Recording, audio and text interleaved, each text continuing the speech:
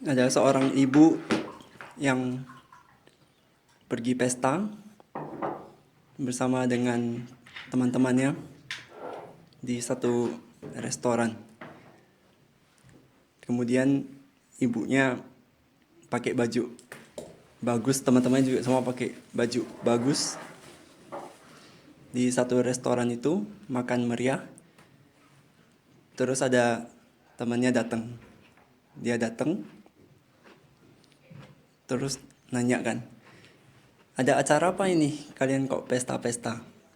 Terus si ibu ini bilang, oh, kami merayakan pesta. Anakku udah umur 2 tahun, jadi kami merayakan ulang tahun putriku umur 2 tahun. Loh, terus putrimu mana? Terus dia bilang kan, oh putriku aku titipkan ke mertuaku. Karena kalau misalnya dia ada, dia cuma ganggu doang, dan kita nggak bisa pesta. Ada yang aneh di sini bukan? Itulah yang terjadi dengan Natal, dengan banyak persekutuan. Makanya kita sebentar lagi kita akan tutup tahun. Ini Natal dan akhir tahun, kita mau merenungkan satu bagian perikop dari Yesaya. Kiranya ini boleh menjadi kekuatan dan juga bahan refleksi buat kita di Natal dan menutup tahun kali ini. Untuk itu pertama-tama kita bersatu di dalam doa. Bapa yang bertata di dalam kerajaan surga, terima kasih untuk waktu pada pagi hari ini. Terima kasih Engkau mengumpulkan setiap daripada kami di sini. Engkau sendiri mau buka hati kami, boleh mendengar firman-Mu, dan Engkau sendiri memberi kami kekuatan, keteguran, dan juga suatu refleksi apakah kami sudah berkenan di hati-Mu di tahun ini ataupun masih banyak yang perlu kami perbaiki. Engkau tolong kami Bapa, buka hati setiap dapat kami. Engkau sedang berbicara memakai hamba-Mu Bravo, dan pimpinlah jam di depan ini. Dalam nama Putra Maha Tunggal Yesus Kristus kami berdoa, mengucap syukur dan memohon. Amin.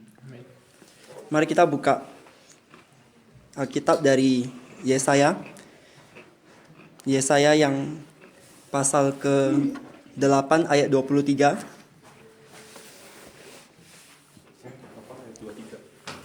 Kita buka Yesaya 8 ayat 23 sampai pasal 9 ayat 6.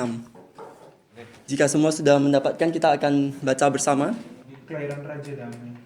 Kelahiran Raja Damai. Ya. Ya, kita akan membaca bersama-sama Kelahiran Raja Damai. Mari kita baca bersama-sama. Tetapi tidak selamanya akan ada kesuraman untuk negeri yang terimpit itu. Kalau dahulu Tuhan merendahkan tanah Zebulon dan tanah Naftali, maka di kemudian hari Ia akan memuliakan jalan ke laut, daerah seberang sungai Yordan, wilayah bangsa-bangsa lain.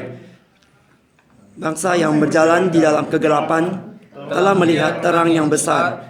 Mereka yang diam di negeri kekelaman, atasnya terang telah bersinar. Engkau telah menimbulkan banyak sorak-sorak dan sukacita yang besar. Mereka telah bersukacita di hadapan-Mu, seperti sukacita di waktu panen, seperti orang bersorak-sorak di waktu membagi-bagi jarahan. Sebab kuk yang menekannya dan gandar yang di atas bahunya, serta tongkat si penindas, telah Kau patahkan seperti pada kekayaan Midian. Sebab setiap sepatu tentara yang berderap-derap dan setiap jubah yang berlumuran darah akan menjadi umpan api. Sebab seorang anak telah lahir untuk kita, seorang putera telah diberikan untuk kita. Lambang pemerintahan ada di atas bahunya, dan namanya disebutkan orang, Penasihat Ajaib, Allah yang perkasa, Bapa yang kekal, Raja Damai. Besar kekuasaannya dan damai sejahtera tidak akan berkesudahan di atas tahta Daud dan di dalam kerajaannya. Karena Ia mendasarkan dan mengkokohkannya dengan keadilan dan kebenaran dari sekarang sampai selama-lamanya. Kecemburuan Tuhan semesta alam akan melakukan hal ini. Dunia ini sedang berlalu dengan segala yang diinginkannya, Tetapi siapa yang melakukan kehendak Allah akan hidup selamanya. Amin. Kita tiba di hari terakhir persekutuan tahun ini. Terus perikop yang ini menyatakan satu nubuat. Kitab Yesaya ini penuh dengan nubuat, dan banyak dari nubuat Yesaya yang digenapi bahkan ketika Yesaya masih hidup. Dan kitab Yesaya ini dia paling banyak memuat nubuat akan Mesias. Yesaya sendiri artinya adalah Tuhan adalah penyelamat. Mirip dengan Yosua ataupun Yesus, itu artinya Tuhan menyelamatkan. Tuhan adalah keselamatan. Yesaya sendiri itu dikutip 65 kali di Perjanjian Baru. Jadi ketika Yesaya menulis ini, itu adalah satu peringatan kepada Yehuda, itu kerajaan selatan, karena kerajaan utara itu sudah jatuh. Yesaya itu hidup di dalam masa Israel sudah terpecah dua, utara Israel, selatan Yehuda. Kemudian mereka memerlukan satu Mesias, satu harapan. Dan Yesaya menulis, ada yang tahu berapa pasal Yesaya? Perfect. 66 itu adalah jumlah kitab di Alkitab. Yesaya juga punya 66. 39 itu tentang penghakiman dan kecaman. Dari 40 sampai 66 itu adalah tentang keselamatan dan Mesias. Jadi kita lihat nubuatan Yesaya itu banyak yang terjadi dan yang akan terjadi. Mengapa Yesaya penting?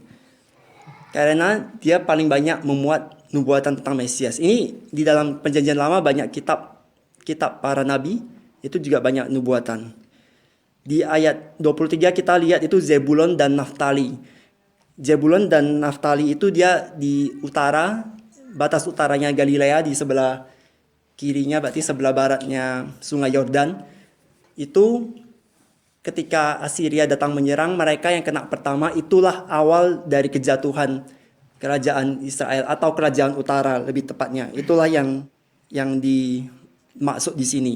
Dan penggenapannya di mana? Penggenapannya itu adalah di Matius 4 ayat 12. Ketika Yesus mendengar Yohanes Pembaptis sudah ditangkap, dia menyingkir ke Galilea, ke Kapernaum. Maka di situ Yesus sebagai terang, karena arah adalah terang, itu menggenapi nubuatan yang disebut oleh Yesaya di sini. Antara Yesaya sampai Yesus ada kira-kira 800 tahun. Jadi kita lihat ini satu persatu. Kenapa di sini ditulis kesuraman, kegelapan? Suram sama gelap. Allah adalah terang. Suram itu eksis nggak gitu? Gelap itu eksis nggak? Kalau nggak ada terang. Ya. Jadi gelap itu, ya, gelap itu adalah ketidakberadaannya terang. Dulu di Berlin aku pernah ikut bantu pindahan, terus ada mobil box yang mobil barang di belakang kan.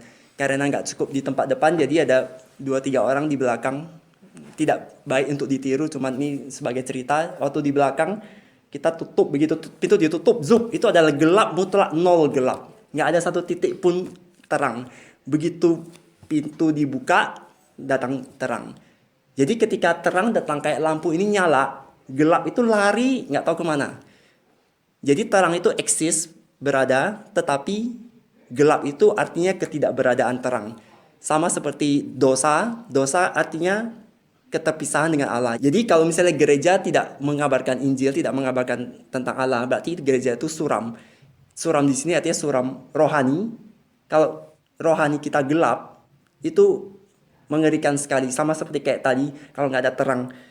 Karena kita yang mengaku orang Kristen, kita adalah anak terang. Itu dari Efesus kan. Kalau kita mengaku kita adalah anak terang, ya kita hidup menurut jalan yang terang, jangan digelap gitu. Dosa itu seperti virus komputer.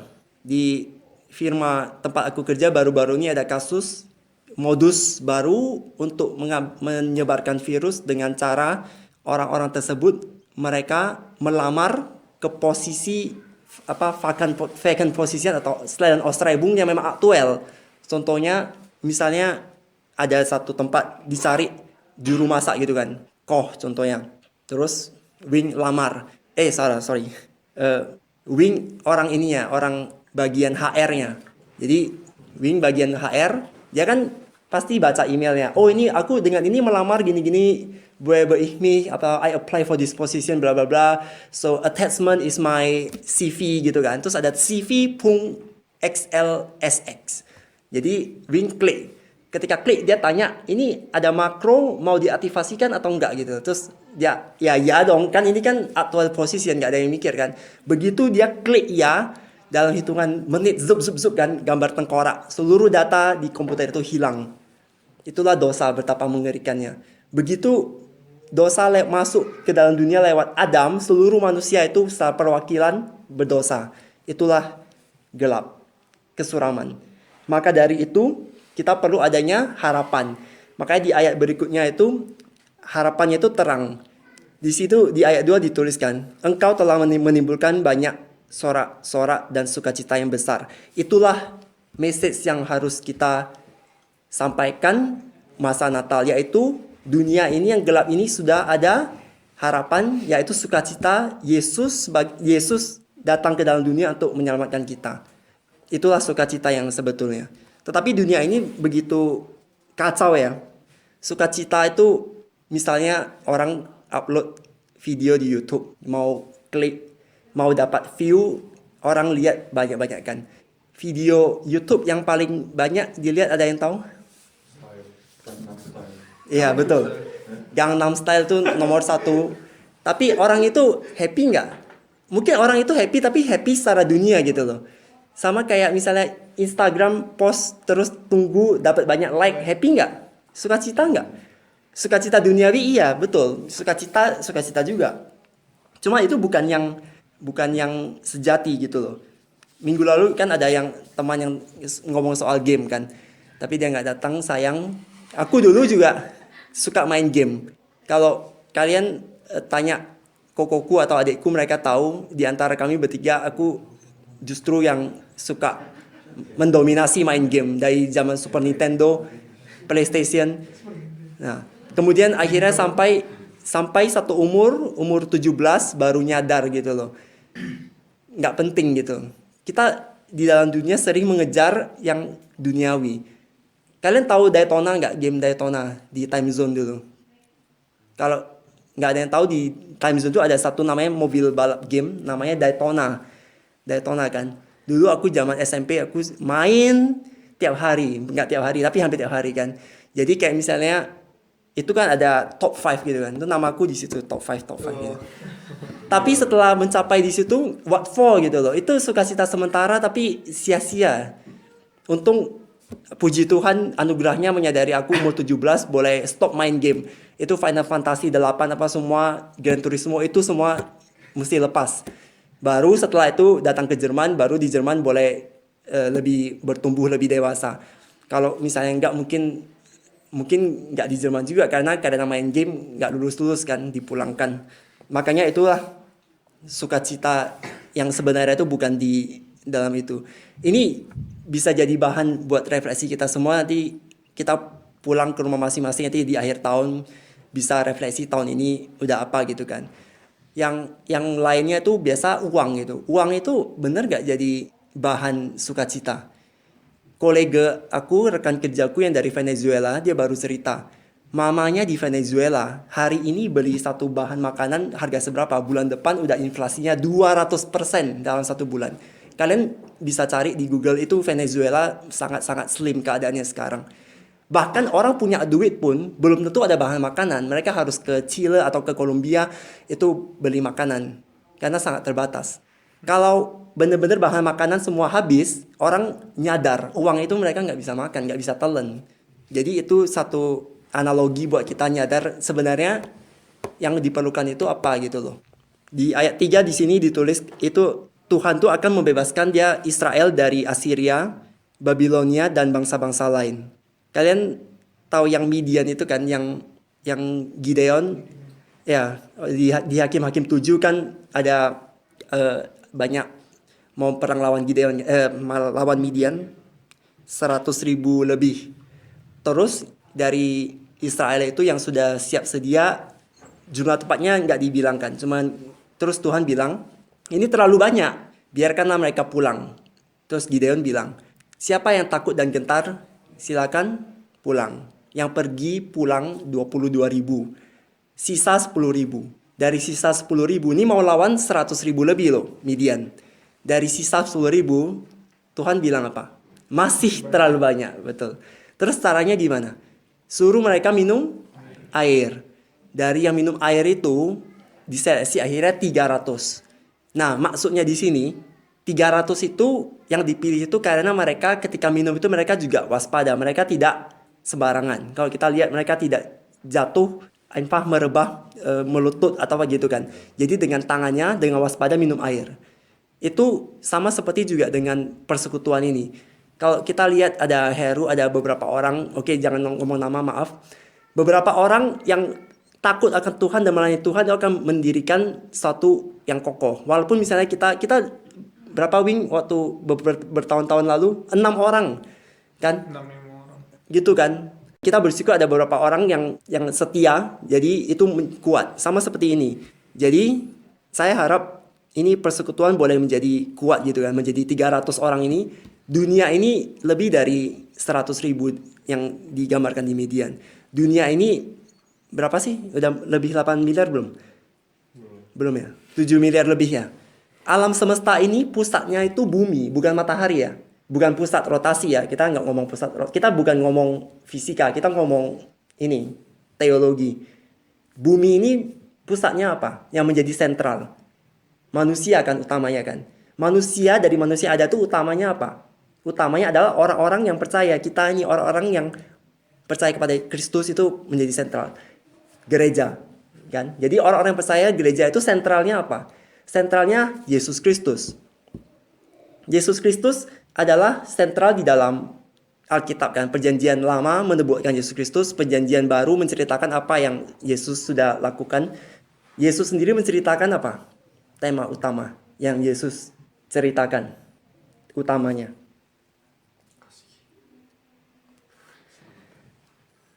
Kasih, keselamatan, ada lagi. Yang utama. Perumpamaan Yesus banyak tentang apa? Kerajaan Allah. Ya, kerajaan Allah. Kerajaan Allah itu adalah kerajaan surga yang di dalam kekekalan, bukan pakai kekuatan militer. Makanya Yesus datang tidak ada memakai kekuatan militer satupun kan. Makanya di situ dituliskan di ayat 4 kan. Sebab setiap sepatu tentara yang berderak-derak dan setiap jubah yang berlumuran darah akan menjadi umpan api. Itu semua dibakar, dibuang. Yesus nggak pakai alat-alat perang. Tapi sayangnya murid-muridnya sendiri bahkan belum mengerti. Ketika Yesus naik ke surga, Petrus tanyakan, jadi kapan datang balik kan? Karena di dalam pemikiran mereka itu yang dimaksud Mesias adalah Mesias yang memimpin secara militer. Gitu loh. Tapi kerajaan surga itu melebihi dari semua itu. Ayat 5 penting sekali. Sebab seorang anak telah lahir untuk kita. Seorang putera telah diberikan untuk kita. 2 kali untuk kita. Kalau kita mengulang sesuatu itu artinya penting kan? Gua ulangi lagi. Kalau kita mengulangi sesuatu itu artinya penting bukan? Jadi kalau kita mau mengomongi sesuatu yang penting, kita pasti mengulangi gitu loh. Nah, pemerintah di sini, ini kan ada yang lanjutannya adalah lambang pemerintahan ada di atas bahunya. Jadi Yesus itu akan memerintah. Dan sebenarnya juga sudah memerintah kalau kita tunduk kepada Dia. Bukan kalau juga sih. Tuhan adalah Tuhan. Yesus adalah Tuhan. Nah, kenapa di sini penting? Kalau kita lihat para analis finansial untuk tahun depan, mereka melihat tahun 2017 akan banyak praktek proteksionisme. Proteksionisme adalah campur tangan pemerintah yang aktif kepada industri-industri. Jadi pemerintah dari setiap negara, mereka akan mementingkan industri dari negara masing-masing dulu. Itulah yang diprediksikan oleh para pakar-pakar ekonomi. Setelah kejadian Brexit, kita tahu apa yang terjadi. Dan inilah 2017, proteksionisme. Pemerintah yang aktif melindungi industri lokal. Atau industri dari negara sendiri. Di sini ditulis namanya akan disebutkan orang, penasehat ajaib, Allah yang perkasa, Bapa yang kekal, Raja damai. Penasehat ajaib. Ajaib itu artinya wonderful, tidak biasa, tidak dapat dimengerti, menakjubkan gitu loh. Kata ajaib sendiri dia ada 76 kali di Perjanjian Lama. Contohnya di Laut Merah dibelah, mana turun dari surga, mana turun dari langit. Kemudian waktu Kejadian 18 Sarah hamil. Itu kan segala kejadian-kejadian yang ajaib, yang menakjubkan, yang manusia tidak akan menganggap itu sesuatu yang biasa. Karena itu memang di luar dari yang normal. Penasehat ajaib. Ajaib itu artinya juga tidak ada yang tidak mungkin buat dia. Pengajaran Yesus, Yesus kan mengajarkan. Dari pengajaran Yesus sendiri, khotbah di bukit, kemudian Matius 22 ayat 23 di situ dituliskan, orang juga takjub mendengar pengajaran Yesus. Itulah ajaib. Penasehat ajaib. Yang penasehat ini, penasehat itu penting. Kita semua butuh nasihat kan. Bahkan Musa di Perjanjian Lama itu kan yang memimpin Israel keluar dari Mesir kan. Waktu mertuanya Yitro itu datang, dia akan memberi nasihat. Mengapa dia memberi nasihat? Karena dia melihat Musa itu sudah sangat kecapean, lelah dari pagi sampai petang kan, mengurus urusan-urusan itu, mengadili, mengurus, membereskan perkara-perkara. Akhirnya mertuanya yang Yitro namanya, itu dia memberikan nasihat supaya mengangkat pemimpin antara 1.150 dan 10, supaya Musa tidak terlalu berat kerjanya. Jadi counselor artinya penasehat. Counselor itu penting. Johannes Calvin itu pastor, teologian dan juga reform yang mengerjakan gerakan gereja reform di Geneva. Waktu itu dia tidak ngeplan untuk stay di Geneva, tetapi dia cuma nginap satu malam di rumahnya William Farel kan. Terus William Farel menasehati dia untuk stay di Geneva dan mengerjakan reformasi gereja. Dan akhirnya John Calvin menjadi reform yang salah satu yang besar. Kenapa ini penting? Karena John Calvin itu salah satu yang dia tekankan itu kedaulatan Allah. Allah itu berdaulat. Kemudian kalau kalian mau baca tuh ada Institutes of Christian Religion. Yang suka baca boleh baca. Kalau yang berat ya pelan-pelan bacanya. Tahun lalu di gereja Wiesbaden itu kan ada baca tulisan teologi dari teologian yang sudah meninggal. Salah satunya dari John Calvin ini. Tema waktu itu cuma tema doa ya. Dari sekian banyak itu tema doa. Itu pun berat. Karena doa, mungkin kita pikir doa itu gampang kan. Tapi doa itu gak gampang. Karena doa itu harus tahu Allah yang berdaulat. Dan kembali lagi ke yang tadi yang penasehat itu. Penasehat itu artinya Allah itu yang menjadi penasehat, bukan kita. Kalau misalnya kita bilang, ini seharusnya begini ya.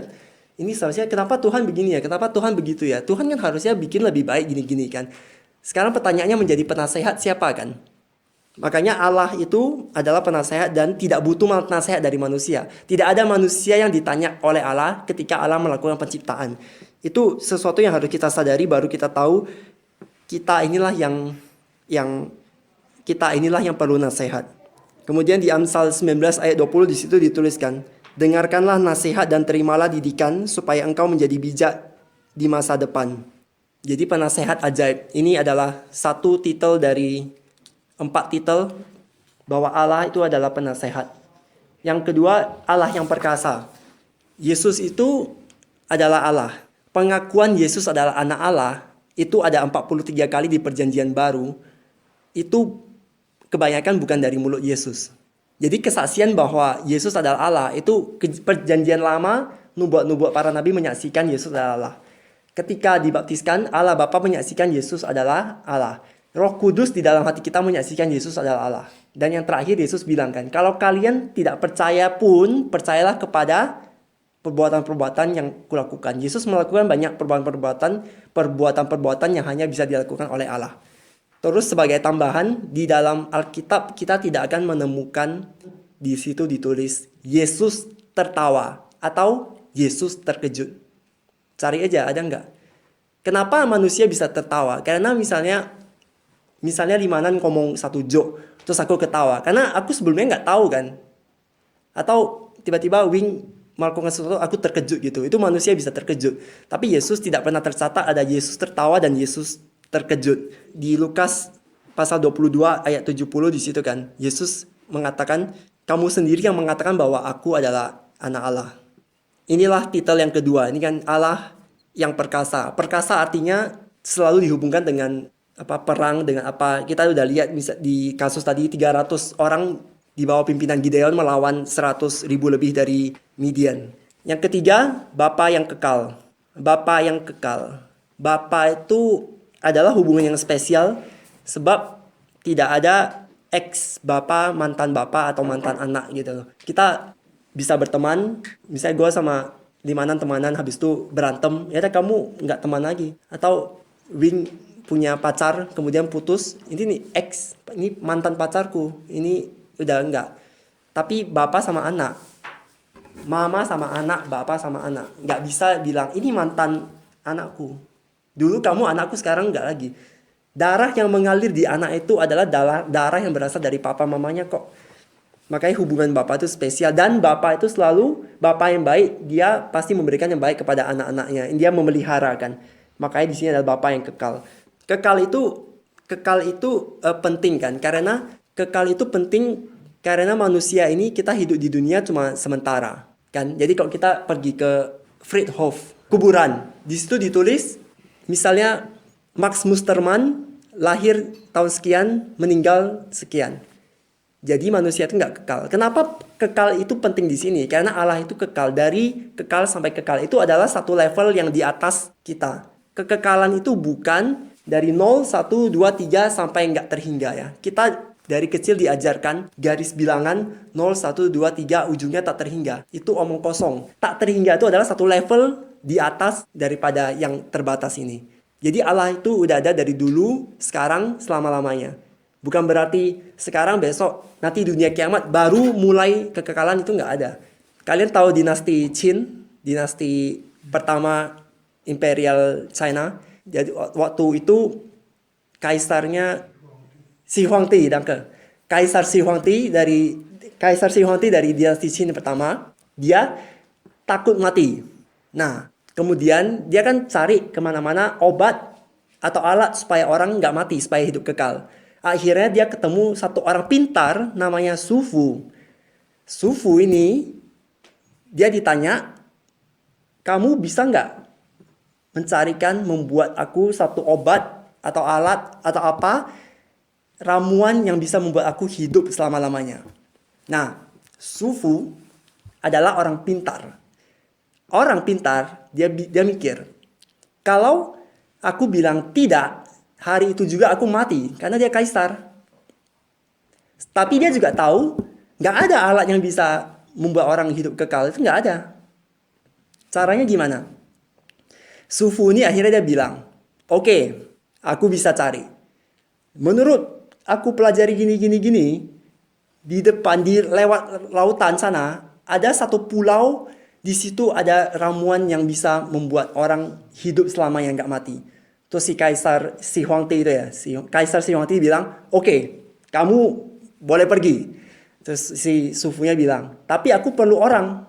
Untuk perjalanan yang begitu lama ini, aku perlu 500 laki-laki muda dan 500 laki-laki,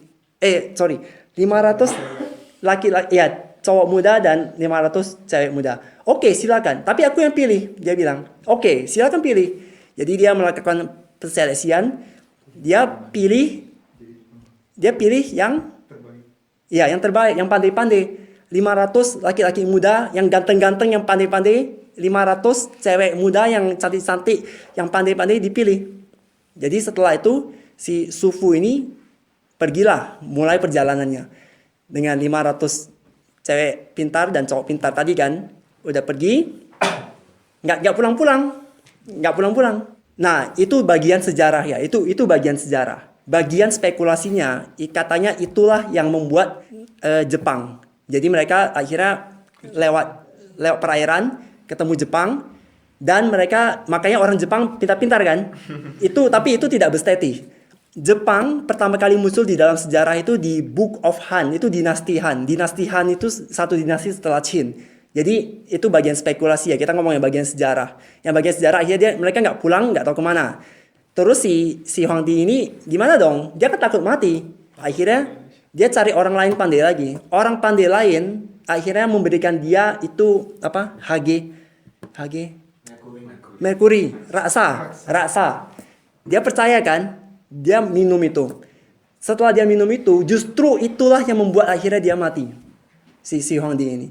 Makanya kita lihat manusia itu nggak ada yang kekal. Makanya di sini ini harus ditekankan Bapa yang kekal karena dia dari kekal sampai kekal gitu loh. Dia tetap hidup karena dia adalah Allah. Yang titel yang terakhir adalah Raja Damai. Jadi Yesus itu adalah datang ke dunia. Yesus datang ke dunia ada kedamaian nggak? Justru Yesus datang ke dunia terjadi anak berantem sama papa, istri berantem sama suami, tetangga berantem sama tetangga, akhirnya terjadi banyak keributan kan. Nah, damai di sini artinya Yesus datang untuk mendamaikan Allah dengan manusia. Kenapa? Karena waktu manusia Adam jatuh dalam dosa, itu hubungan antara Allah dan manusia itu udah retak. Jadi udah nggak damai. Makanya perlu ada pendamaian. Itulah damai di sini. Jadi bukan damai semu ya. Kita harus lihat damai. Kalau misalnya ada pendeta-pendeta yang galak, atau kalian ada orang-orang di persekutuan yang galak, atau kalian mendidik, itu sama sekali tidak berlawanan dengan damai. Satu ilustrasi ya. Contohnya Wing, ini orang kaya gitu. Terus dia mengadakan acara di rumahnya. Dia bilang, semua orang silakan datang ke rumah kita mengadakan pameran barang-barang antik, barang-barang ini. Terus Limanan datang bawa lukisannya yang mau dipamerkan kan. Ada yang bawa Gucci, ada yang bawa apa-apa gitu. Terus ada lukisan Limanan gantung di sini kan. Terus orang-orang juga rame gitu kan. Limanan ini di dalam keramaian itu dia mikir, bagaimana ya lukisan aku ini kalau dilihat dari jauh ya. Terus dia jalan gitu kan. Mau menikmati dari jauh kan. Dia jalan pelan-pelan, mundur gitu kan. Terus udah sampai satu tahap, terus Wing datang, loh Limanan, kamu jangan mundur gitu loh.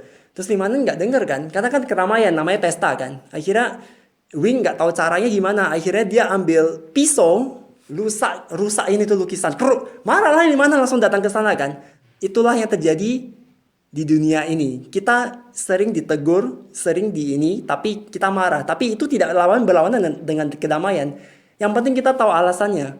Sama kayak kita ada rumah kebakaran, pasti lu nggak bilang, bangun dong Wing. Tapi pasti Wing bangun, rumah lu kebakaran gitu kan. Itulah dunia ini, karena selagi kita masih ada kesempatan. Nah yang tadi kenapa Limanan dirusakin lukisannya? Karena itu kan rumahnya Wing. Dia orang kaya. Dia punya satu kolamnya itu isi buaya. Jadi ketika Limanan lihat lukisan dia jalan mundur, dia nggak tahu tuh mati loh kalau mundur. Sekarang Wing sudah teriak-teriak gitu loh. Teriak-teriak tapi nggak bangun. Limanan nggak kedengaran karena keramaian. Dunia ini terlalu banyak distraction. Dunia ini terlalu banyak aplengkung. Dunia ini terlalu banyak hal-hal yang membuat kita nggak fokus sama Allah. Natal ini terlalu banyak hiasan. Natal udah terlalu banyak kado-kado, anggebot sales gitu kan, yang membuat kita distracted daripada message dari Natal ini. Kalau misalnya tadi Wing tidak merusakkan lukisannya itu, Limanan pasti jatuh mati dimakan buaya. Itulah yang dilakukan Yesus. Itulah yang dilakukan Allah kepada kita. Makanya kita jangan pikir damai itu selalu yang tenang-tenang, yang slow gitu ya. Ada saatnya yang penting-penting seperti tadi ini. Wing harus merusakkan lukisannya Limanan itu supaya demi menyelamatkan Limanan. Allah itu harus memakai orang-orang di antara kita mungkin untuk menegur, untuk membuat kita lepas dari maut yang sebetulnya dari dosa gitu loh. Makanya ini Raja Damai ini sangat penting sekali. Kalian ada yang tahu nggak Raja Damai ini siapa ini di tempat lain? Ada yang tahu di tempat lain yang ada tulis Raja Damai? Raja Damai, jangan Google dong. Raja Damai, di dalam kombinasi Raja Damai, di dalam Alkitab LAI, cuma ada 2 kali muncul. Satu di Yesaya ini, yang kedua kali di Ibrani. Melkisedek. Ada yang ingat Melkisedek? Melkisedek yang disebut juga adalah Raja Salem, itu adalah Raja Damai Sejahtera. Melkisedek sendiri ini ada interpretasi yang belum dibestetih ya. Ada yang mengatakan Melkisedek ini adalah pribadi Allah kedua sebelum inkarnasi. Karena Melkisedek itu tidak ada akhir dan tidak ada awal. Di dalam Alkitab nggak catat. Dia cuma catat pertemuannya dengan Abram. Waktu itu belum Abraham, waktu itu masih Abram. Abram bertemu dengan Melkisedek. Kemudian Melkisedek memberkati gitu kan. Memberkati, kemudian Abram memberikan 1/10 di Mazmur dan juga ada di Ibrani. Menurut imam, menurut peraturan Melkisedek. Nah, yang penting di sini adalah kita lagi ngomongin Raja Damai. Raja Damai itu di dalam kombinasi itu cuma ada 2 kali muncul di Alkitab. Jadi satu untuk titel untuk Mesias, yang kedua Melkisedek. Melkisedek itu Raja Damai, Raja Salem. Salem itu arti dari kata asalnya Shalom, damai, atau kata singkat untuk Yerusalem, gitu. Nah, jadi Melkisedek ini juga di dalam Alkitab itu Melkisedek itu ada 12 kali. Kita lihat kata 12 itu signifikan ya. 12 itu murid Yesus, 12 itu suku Israel, 12 itu Melkisedek muncul di dalam Alkitab. Tapi yang duniawi juga ada 12 juga sih. Kalian tahu jumlah manusia yang pernah mendaratkan kakinya di bulan itu 12. Kenapa aku ngomong semua ini? Ini karena berhubungan dengan kebenaran kan. Kebenaran itu manusia kita di sini itu mendapat, setiap daripada kita itu mendapat yang namanya first decree, pengajaran pertama. Dari kecil itu diajarkan oleh orang tua kita 1 tambah 1 2 contohnya, atau diajar guru. Jadi itu pengajaran pertama, misalnya do, ini kan C. Kalau aku ngajarin satu orang ini dari awal, dia akan susah sampai dewasa untuk mengubah itu jadi C. Sama kayak misalnya ya. Ini kan ya kan? Ngangguk kan ya kan? Ini kan tidak kan? Coba kalian ganti. Ya? Tidak. Itu pasti susah. Ada juga di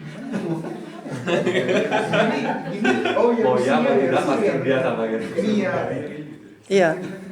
Enggak, makanya itu adalah satu pengajaran pertama yang susah untuk diubah lagi. Mengapa ini penting? Karena tadi aku udah bilang yang soal ke bulan kan. Yang manusia pertama yang ke bulan itu kan Neil Armstrong. Kalian tahu Neil Armstrong kan? Neil Armstrong udah meninggal. Tapi dia adalah manusia yang pertama yang mendaratkan kaki di bulan. Kalimat yang terkenal, a small step for man, a giant leap for mankind. Waktu dia ketemu Gunther Jauch. Gunther Jauch itu moderator Jerman. Kemudian dia pernah cerita ke Gunther Jauch, kalian boleh tanya sesuatu apapun, tapi tolong jangan tanya bener nggak itu pendaratan di bulan. Kemudian di acara Wer wird Millionär, si Gunther Jauch jadi pembawa acara, moderatornya. Di situ ada yang namanya Barbara Schöneberger. Barbara Schöneberger itu dia bilang, aku tidak percaya si Neil Armstrong ini mendarat ke bulan. Sekarang si Barbara Schöneberger ini siapa? Memang dia prominente, tapi dia nggak ada bersumbangsih di dalam Neil Armstrong ke bulan. Kemudian si Gunther Jauch dia bilang, aku udah ketemu si Neil Armstrong pribadi, dan waktu itu Yuri Gagarin itu manusia pertama yang keluar angkasa loh ya. Selama 108 menit mengitari bumi. Pertama manusia angkasa dari Soviet. Tahun 68 Yuri Gagarin meninggal. Tahun 69 Neil Armstrong mendarat di bulan. Waktu itu Soviet sama Amerika itu gegen loh. Kalau itu palsu, nggak mungkin nggak ketahuan. Itu real, itu mendarat di bulan itu real. Dan sampai 12 orang kan tadi kan, makanya 24 orang yang terbang ke bulan, tapi 12 orang yang menginjakkan kakinya di permukaan bulan. Kenapa aku mau ngomong semua ini? Karena itu kebenaran itu loh. Kita percaya nggak percaya tidak mengubah kebenaran. Makanya ketika kebenaran dinyatakan kepada kita bahwa Yesus mati di kayu salib untuk kita dan Allah lahir sebagai manusia, itu kita percaya. Kalau kita bilang aku tidak percaya Allah ada, itu tidak mengubah Allah menjadi tidak ada. Justru ketika kita boleh mendapat pernyataan ini, mendapat anugerah, kita mesti percaya selama masih ada waktu. Jadi aku rasa ini adalah satu renungan yang boleh membawa kita menutup tahun ini. Jadi kita udah baca perikop ini. Dia dimulai dengan satu penindasan atau kesuraman. Kemudian datang terang, datang harapan, yaitu Mesias. Mesias artinya yang diurapi, Kristus kan. Baru itu adalah tentang kerajaan Allah. Di sini dituliskan, dia akan memerintah dan mengokohkannya, besar kekuasaannya, dan damai sejahtera tidak akan berkesudahan di atas tahta Daud dan di dalam kerajaannya. Karena ia mendasarkan dan mengokohkannya dengan keadilan dan kebenaran dari sekarang sampai selama-lamanya. Jadi sekali lagi, tema utama dari Alkitab itu adalah kerajaan Allah. Perjanjian lama, kitab-kitab para nabi menubuatkan Yesus, Kristus. Dari perjanjian baru menceritakan Yesus yang sudah datang ke dunia. Yesus sendiri, tema utama yang dia mencoba sampaikan yaitu tentang kerajaan surga. Itulah yang dia pakai dengan berbagai macam perumpamaan untuk menjelaskan apa itu kerajaan surga. Kenapa dia pakai perumpamaan? Supaya satu, untuk orang-orang yang percaya itu bisa mengerti. Dan kedua, karena ada kesusahan bahasa. Bahasa itu kan sangat terbatas kan. Contohnya, setiap daripada kita di sini tahu apa itu internet. Coba kalian jelaskan ke orang yang hidup 500 tahun yang lalu. Bagaimana? Kita manusia banyak yang kita nggak tahu. Makanya kita nggak perlu sombong gitu kan. Ketika Yesus mau menjelaskan tentang kerajaan surga, dia memakai perumpamaan. Ya, Natal kali ini kami banyak dapat kesempatan boleh melihat banyak Weihnachtsmarkt dari Frankfurt, Wiesbaden, Eschborn, Köln, Aachen, Karlsruhe, Stuttgart, Esslingen. Dari semua Weihnachtsmarkt yang ada itu, nggak ada satupun yang fokusnya menceritakan kelahiran Yesus sebagai juru selamat. Makanya ini sangat menyedihkan sekali sebenarnya. Dan semoga kita yang ada di persekutuan ini, kita tahu fokus dari persekutuan itu, kita punya Yesus sebagai Tuhan dan juru selamat yang telah lahir di dunia sebagai manusia dan telah mati di kayu salib untuk menebus dosa-dosa kita. Mengapa ini penting? Mungkin kita sering dengar khotbah-khotbah Natal yang nyaman gitu kan. Tapi aku boleh citat dari ini ya, dari Helmut Rilling. Helmut Rilling seorang konduktor yang terkenal, yang baik, yang bagus dan yang punya suatu sense yang sangat baik untuk mengkondak karya-karya, menginterpretasi karya-karya Bach. Kemarin kami dapat kesempatan, kami boleh ke konsernya Mesias di Esslingen, harusnya dikondak oleh Helmut Rilling. Karena aku memang sengaja beli tiket karena ini Helmut Rilling. Sesaat sebelum konser dimulai, terus dia bilang, maafkan, Helmut Rilling sakit. Terus aku udah kecewa kan. Terus ini Mena juga tahu aku sangat kecewa karena gue kalau mau konser Mesias itu di lain tempat mungkin ada di Jerman, tinggal beli. Tapi Helmut Rilling cuma ada karena dia hidupnya di Stuttgart dan dia bikin konser dia di sini gitu loh. Helmut Rilling itu udah umur 83 ya, udah sangat tua. Jadi aku berharap, nggak tahu ya, semoga bisa ketemu dia. Belum pernah bisa ketemu dia live sih. Mengapa ini penting? Karena di tahun 2016 ini ada satu konduktor lain yang namanya Sir Neville Marriner. Dia baru meninggal. Jadi Helmut Rilling juga umur 83. Aku berharap boleh masih ada kesempatan melihat konsernya. Mengapa dia penting? Mengapa ini konser yang penting? Karena Mesias, konser karya dari George Friedrich Handel ini, Mesias, dia menggambarkan dari nubuatan, dari kelahiran Yesus, penderitaan Yesus, penebusan sampai korban anak domba Allah itu sempurna. Itu kalian boleh ini menghargai, menikmati kalau kalian ada kesempatan daripada dengar lagu-lagu Katy Perry atau Adele kan. Jadi di dalam Tuhan memberikan anugerah yang begitu besar kepada George Friedrich Handel boleh menulis karya Mesias ini, dan ini betul-betul menggugah. Itulah yang moto daripada Helmut Rilling. Helmut Rilling mengatakan musik itu tidak boleh nyaman. Musik itu harus menggugah, membuat orang nachdenken. Kalau kita mau nyaman ya kita nonton aja The Voice of Germany gitu kan, lagu-lagunya nyaman kan. Tapi kemarin begitu menggugah dan itu api di dalam hati kita akan tahu, oh ini Kristus datang ke dalam dunia ini. Aku akan menutup dengan satu cerita, dengan satu kejadian yang baru terjadi di kantorku. Jadi di kantor kami ada fire alarm ibung. Jadi di satu pagi yang cerah, yang nggak cerah juga sih, mendung, kita semua kerja di kantor. Tiba-tiba tin tin, ya nih tit tit ini ya alarmnya. Terus orang-orang pada ini dong, mikir apa itu, apa yang bunyi? Oh alarm, ya udah turun cepet-cepet. Pasti orang cuma ambil jake dan ini kan laptop semua dibiarkan, tas semua dibiarkan, nggak ada yang ambil ini kan. Udah gitu semua turun tit terus ke bawah kan, ke lapangan parkir di depan. Nah tit terus agak lama ada orang yang catat gitu kan, catat oh ini misalnya Wing udah keluar, Limanan udah keluar gitu, oh Bravo belum keluar, mana dia gitu kan. Terus udah agak lama itu kan dingin kali kan, semua orang pasti mengeluh dong, apa-apaan ini latihan atau apa gitu kan. Terus setelah itu selesai masuk ke dalam, ada orang yang orang dari Fireware, dia bilang dia nggak pakai baju Fireware sih, dia pakai baju biasa. Terus dia bilang kita ke dalam, kita ke itu ruang resepsi kan luas kan, jadi itu 200-an orang bisa muat di situ. Terus dia bilang kita hari ini Fire Alarm Ibung. Dia ngomongnya dalam bahasa Inggris sih, aku terjemahin dalam bahasa Indonesia kan. Dia bilang hari ini kita Ibung Fire Alarm. Tapi apa yang aku lihat dari kalian hari ini itu sangat shocking. Kalian sangat jelek sekali. Hah? Kenapa? Aku ini gini gitu kan. Terus dia bilang, aku lihat tadi begitu alarm bunyi, ada yang naik lift turun dari lantai atas turun ke bawah. Naik lift. Terus dia bilang, ada lagi yang ngambil kopi dulu. Gitu loh. Terus dia bilang kan, ada lagi yang cuma Inori dan tetap bekerja aja gitu loh. Dia bilang ini sangat jelek sekali. Kalian kalau benar-benar alam, benar-benar api, kalian udah mati gitu. Yang di lift udah tersesat lah di situ. Terus dia bilang, jadi susah menfasen dari cobaan kebakaran hari ini kalian jelek sekali. Aku nggak puas. Berikutnya akan ada cobaan lagi. Tapi bukan saya yang datang. Dia bilang, kalau saya yang datang, kalian udah tahu muka saya. Nanti akan ada kolega.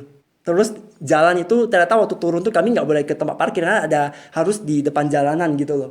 Karena tempat parkir itu buat si mobil-mobil pemadam kebakaran supaya bisa taruh dan bisa memadamkan api. Nah, jadi inilah gambaran dunia kita sekarang, persekutuan kita sekarang.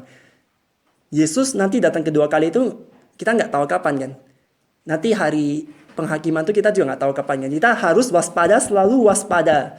Jangan ada yang misalnya, oh ya dah aku ini sekarang masih muda, aku mau ini dulu, happy dulu. Nanti aku kalau udah umur 50 baru aku ke gereja, baru melayani Tuhan. Ya itu enggak. Ya kiranya renungan dari kitab Yesaya ini boleh menjadi kekuatan, teguran dan penghiburan buat kita semua untuk mengakhiri tahun ini. Ingatlah Tuhan itu tidak meninggalkan umatnya yang benar-benar mencari Dia, melayani Dia. Kalau kita setia terus menjadi pelaku firman, maka Tuhan tetap menyertai. Yesus bilang, aku menyertai engkau sampai kepada akhir zaman. Tapi sebelumnya itu ada perintahnya, pergilah dan kabarkanlah kan sampai seluruh dunia. Jadi perintah itu pasti disertai janji. Tuhan memberi perintah, Tuhan berjanji. Mari kita tutup di dalam doa. Bapa yang bertata di dalam kerajaan surga, terima kasih untuk firman-Mu pada hari ini. Engkau sendiri yang mengubahkan kami. Dan pimpinlah kami boleh menjadi penerima anugerah-Mu dan juga pendengar firman-Mu. Dan juga kami boleh menjadi pelaku firman-Mu Bapa. Tolonglah Bapa dalam surga. Tolonglah setiap kepada kami. Dalam nama Yesus Kristus, Juru Selamat kami, yang tunggal dan hidup, kami berdoa mengucap syukur dan mohon. Amin. Amin.